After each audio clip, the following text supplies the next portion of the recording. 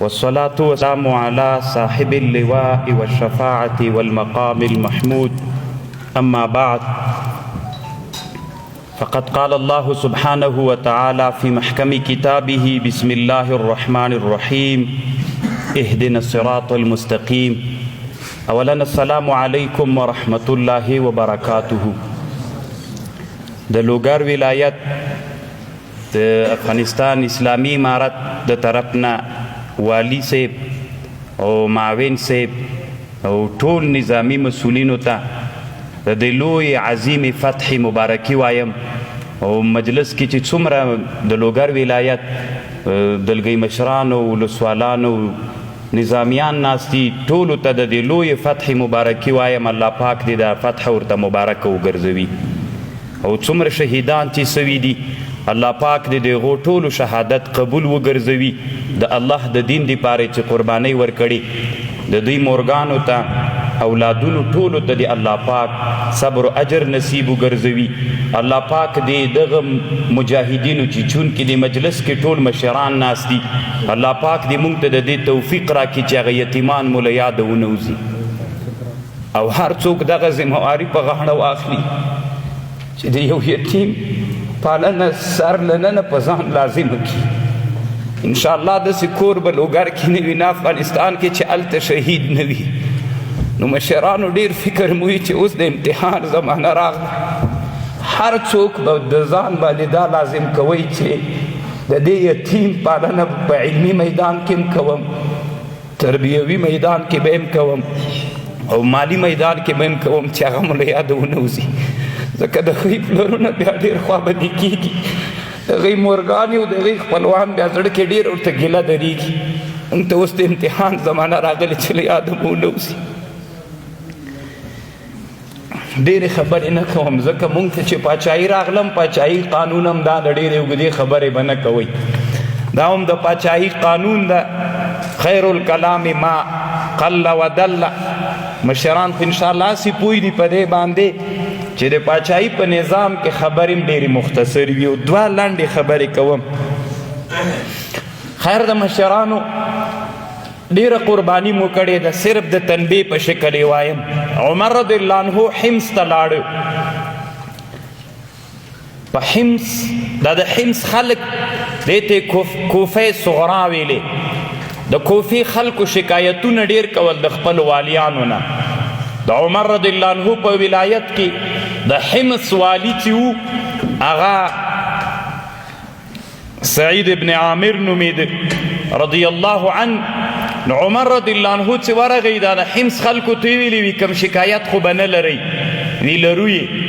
وی کوم شکایت لرئ؟ 4 شکایتونه یې وکړل. عمر رضی الله عنه ورته ویل شکایتونه مو کوم دي؟ و یو شکایت دا د سهار دی وختي نه راوځي. سعید ابن عامر خپلې وظیفې ته وختي نه راوځي، کله چې لمر راوخیږي بیا مجلس ته راسي. وی یو. وی دویم دا د شپه چې سي هر څوک چې ورسي جواب نه ورکوي، پوښتنې نه چې څوک ورسي څه ضرورت وي جواب نه ورکوي. وی دوه. وی دریم دا نه په میاس کې یوه شپه یا یوه ورځ دی بیخي باندې نه راوځي. وی دا یې 3. څلورم دا ده وایي چې په میاس کې په ده باندې یوه ورځ په کال کې یوه ورځ په ده باندې بیهوشي راځي. عمر رضی الله عنه سعید ابن عامر راوغوښته. وی تا نه د حمص خلک چې اوس په سوریې کې یو مشهور ښار ده، وی تا نه د حمص خلک شکایت کوي. 4 شکایتونه یې وکړل. نو دی راحاضر که د خلکو په مخ کې. نو عمر رضی الله عنه ورته ویلې جواب ووایه. سعید ابن عامر رضی الله عنه ورته ویلې وی عمره رضی الله عنه وی حیا راځي شرم ده چې زه دا جواب وکم چونکې په جواب کې من وجهین د ما مدح راځي. عمر رضی الله عنه ورته ویلې زه جواب غواړم که په هره طریقه باندې ته به جواب کوې. سعید ابن عامر ورته ویلې د اول جواب وایم زه ولې د ورځې لږ ناوخته راوځم، د ما کور والا چې د هغه مریضه ده زه اوړه لمدوم په خپله باندې ډوډۍ په خپله پخوم بیا پس له هغه نه وظیفې ته راوځم. عمر رضی الله عنه ورته ویلې الحمدلله د مونږ په دې 20 کلن جهاد کې د مونږ مشرانو ډوډۍ خپله پخولې، په سنګرونو کې ډېرې داسې ویډیوګانې سته الحمدلله مجاهدین به ناستو ډوډۍ به مو پخولې سعید ابن عامر رضی الله عنه هغه تاریخ دا خو د سختیو وخت چې په یاد مو اوس مونږ ته د امتحان زمانه راغلی انشاءالله بیا به مشران نه ویروي ځکه علما دي انشاءالله د صحابه تاریخ به مرتن بعد اخرى ګوري باید مونږ ضرور و زمانه کې د علما د صحابه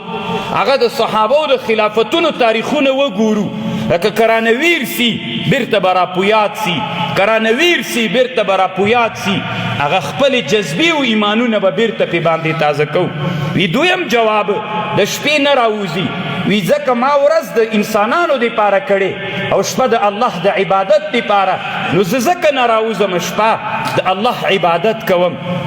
عمر رضی الله عنه بیا ډېر خوشحاله سو او په میاس کې یوه ورځ ټوله ورځ نه راوځي وی ځکه نه راوځم یو جوړ کالي لرمه یو جوړ کالي لرم داسې نسي خدای نه کرده چې کالي مو هغه کالي وي که نه چې په جمعه کې یو جوړ کالي واغوندو د یتیم هغه شکېدلي کالي په کال کې یو وارې او ته والي صاحب معاون صاحب شیخ صاحب قمندان صاحب هره ورځ یو جوړ کالي وي چې بیا دې له یاده ونځي لکه مونږ د صحابه هم هغه د مونږ دپاره معیار حق ده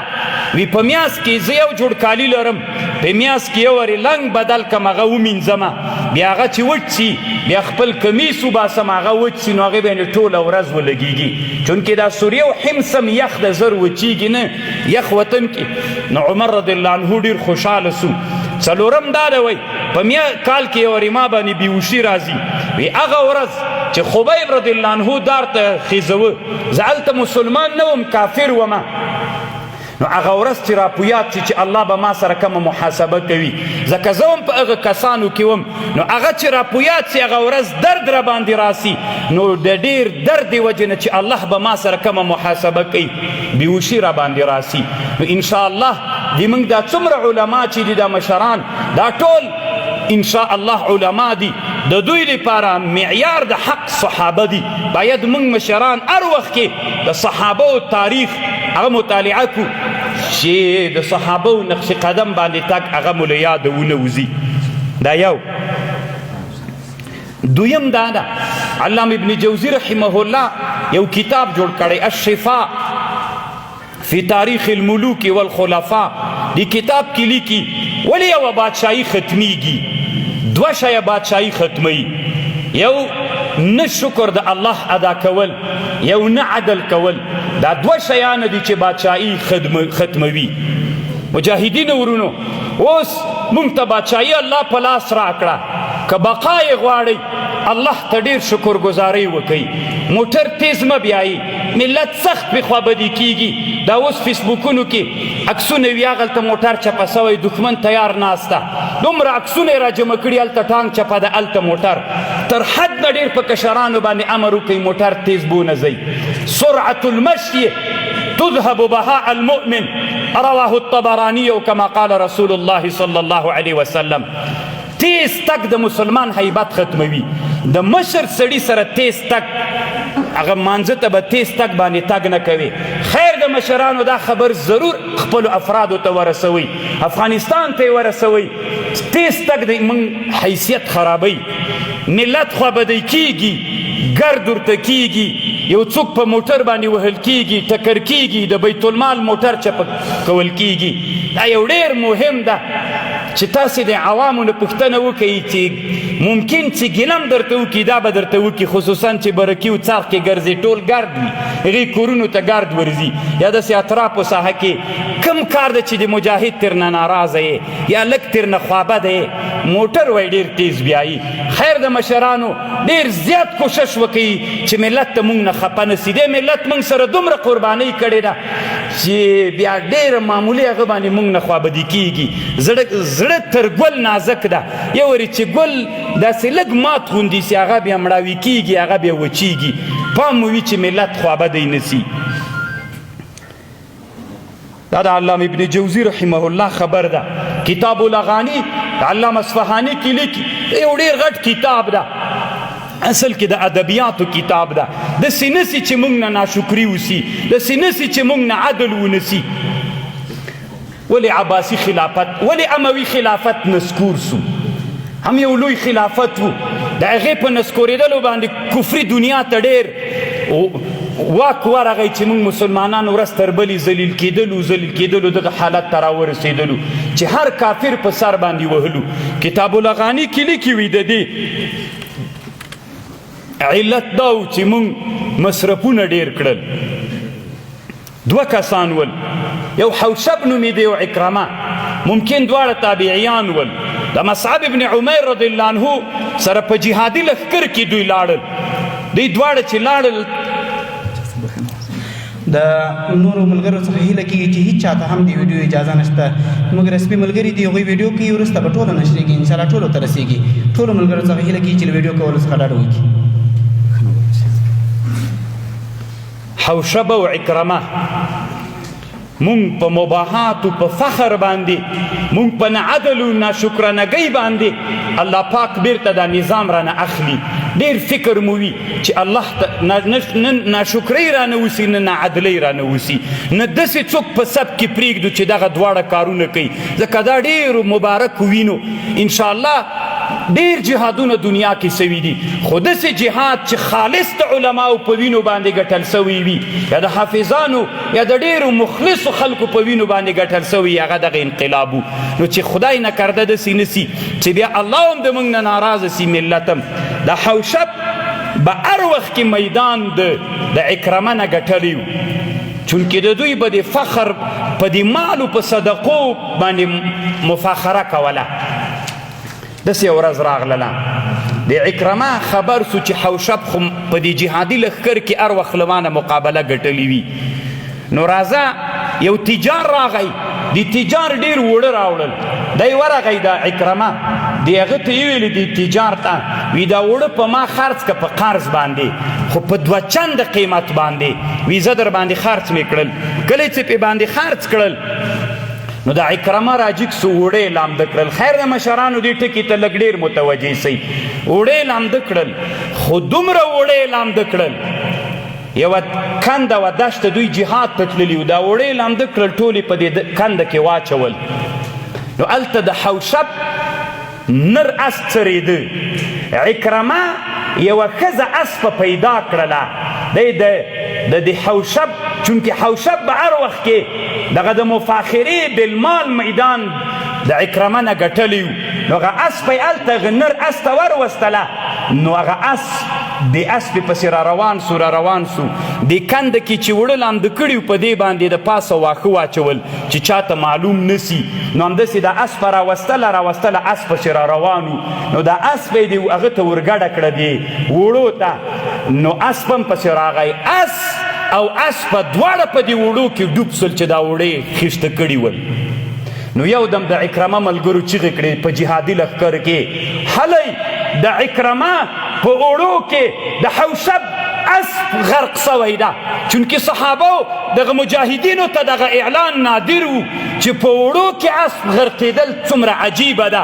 یو د مجاهدین راووتل، هر چا کوشش کو چې دغه نادره معما وویني چې راغلل اسب او اسب په اوړو کې خښ دي راوتلی نسي. عکرمه او ملګري خوشحاله دي چې میدان مو وګټه، خو دغه یو الهي مسؤلیت و،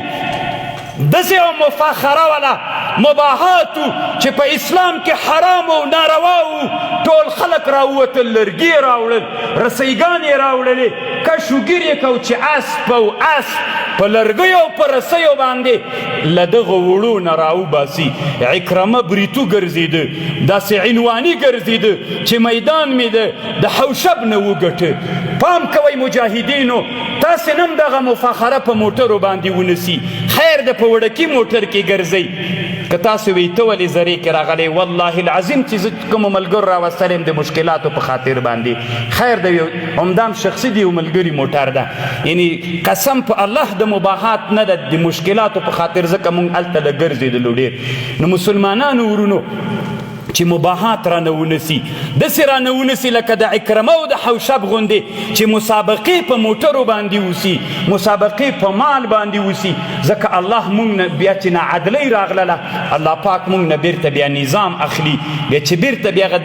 دغسې نظام ته ورځو ډېر وخت مونږ ته الله دومره ښه زمینه مساعده کړې، دومره ښه حالت الله راوستلی خو چې دا دوه ټکي وکړو چې الله ته شکرانګي او عدل وکړو قسم دغه امارت و خلافت به 100 کلنو 200 کلنو 500 کلنو 1000 کلن کیږي دغه امارت به ان شاء الله د دې نه به نور مسلمانان رنګ اخلي موږ ته نور اسلامي نړۍ انتظار ده د نور اسلامي نړۍ دپاره به موږ یو مثال سو هغوی چې موږ وویني هغوی به خپلو وطنونو کې انقلابونه شروع کړي انشاء الله مسلمانان به خپله روحیه واخلي ځکه مسلمانان د دنیا دومره ناامیده سوي دي دومره د مظلومیت حالت کې دي ای علماو قسم په خدای باندې تاسې د دنیا د مسلمانانو دپاره نن معیار یې د مسلمانانو د دنیا موږ ته امیدونه لري داسې څوک نشته ده چې دنیا مسلمانانو زړونه پې یخ سي موږ ته په انتظار باندې دي انشاءالله د ټولې دنیا مسلمانان به د موږ نه بیا رنګ اخلي ډېر پام وي چې موږ نه ناشکري و ناعدلۍ ونسي عصبیت ونسي وطن پرستی ونسي اسلام فوق العصبیات اسلام تر قوم پرستی تر وطن پرستی پورته ده اول اسلام ده بیا د اول اسلام مطرح ده ولایت پرستی شمال پرستی جنوب پرستی دا ټول ورک کوي هر چا چې دې ته لمن وهله وهئ مقابله ورسره وکئ موږ د دې لپاره مقابله نه وه کړې موږ صرف د الله دپاره مقابله کړې وه دغه بیرغ پسې د مسلمانانو سترګې وتلې وې الله پاک نن موږ ته دلته حاکم ګرځولی دغه بیرغ چا نه پرېښوده دغه بیرغ سره خلکو عکس اخیستل جرم و په میاشتو باندې هغه دپاره زندان و الحمدلله نن موږ ته دغه رپان ګرځېدلی ده الحمدلله نن د دغه بیرغ حاکمیت الله پاک موږ ته راوستلی ده ډېرې خبرې نه کومه مسلمانانو ورونو خصوصا علما ورونو عمر رضی الله عنه وایي که په فرات بیالې کې یو په 100 میږه دریاب ته وغورځېږي الله پاک به د ما نه غوښتنه کوي بیا هم د یوه خبر کوم مشرانو خیر د خوابدي کېږئ به نه په باچایي کې قانون دا د خبرې به لږ وي داسې نه چې هماغسې مخکې یو ساعت زتي لګیا یو 15 ساعته د خطبه وي لنډې خبرې لنډ خپل مفهوم ویلل خصوصا مشرانو دپاره ځکه جلسې وي دا بیا دنیا ګوري دنیا دې تا کومه خبره وګوري نو زه بیا هم بخښنه غواړم کیدای سي د ما خبرې مږدي سوي وي واخر الدعوانا ان الحمد لله رب العالمین خو یوه غوښتنه بیا هم مشرانو کوم دلګي مشرانو تاسې نه هم کوم دغه خبر ضرور را سره ومنئ چې د هر چا متعلق کوم یتیمان دي داسې وکئ چې کوم خانان مو ملګري دي یا مو خاص ملګري دي هر یتیم په چا باندې تقسیم کوي پلانکیه د پلانکي یتیم دي تاسو درې واړه تربیتونه به یې کوې علمي فرهنګي تربیتی او مالی به کوي خیر د کلګ وی کډوري دا په باندې تقسیم کوي ځکه تاسو ټول نه صحیح کولای ته چې په موټر کې کینی هغه یتیم دی لیاد ونوزي او هغه کونډه دی لیاد ونوزي د مور دی لیاد ونوزي ځکه وای سخت په دې خوا بدي کېږي ملت هم خوا بدي کېږي او د هغه چې بې پالنې پاتې سي نو الله هم خوا بدي کېږي یتیمان مو چې لیدل په موټر کې تېرېدلې ودې پېژانده چې دا د پلانکي مولي صاحب زوی شهید شوی ورته راکښته سه پر سر یې لاس تېر کړه الله پرې خوشحاله کېږي خیر د علماو مجاهدینو د یتیمانو په حق کې ډېر کوشش وکړي چې هغه مو له یاده ونوځي الله هم پرې خوشحاله کېږي ملت هم خوشحاله کېږي مور و پلار هم خوشحاله کېږي د هغوی به علمي فرهنګي ټولې هغه تربیتونه هم سوي خدای نکرده چې بیا څوک ونه وایي چې بې د پلانکي مجاهد زوی بې لارې سوی و بې تعلیمه سوی و او داسې و لباس کې وګرځېږي چې د تا داسې وسکټو کالي وي او د هغه شکېدلی وسکټ وي شکېدلي کالي وي د الله په خاطر باندې چې له یاده مو نه وځي دا یو ډېر لوی مسؤلیت ده دا دومره وخت و چې خو مونږ روان ولو اوس مونږ الله امتحان کې واچولو رب اغفر وارحم وانت خیر الراحمین